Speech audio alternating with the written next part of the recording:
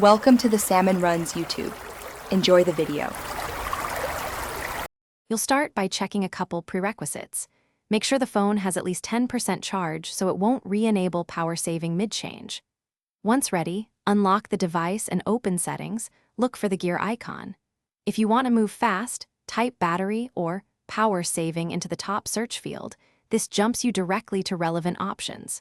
Doing this saves time because Android menus vary, so search ensures you land where the power saving toggles live. Once you're in battery, tap power saving or battery saver to view modes. You'll see options like off, adaptive, or scheduled. Choose off to stop automatic limiting.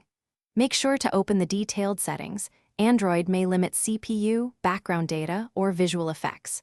Turn off individual restrictions you don't want, such as background restrictions for apps or reduced brightness. By handling both the main toggle and the subsettings, you prevent the saver from silently throttling performance later. You should now toggle battery saver to off and double-check the quick settings shade. It should no longer show the saver icon. If the changes don't seem to take effect, restart the phone. Rebooting clears temporary policies and enforces new settings. Also inspect adaptive battery and app-specific background restrictions that can mimic saver behavior.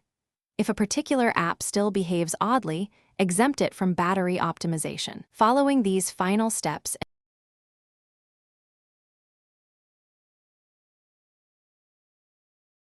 Thanks for watching. Consider subscribing if we helped you.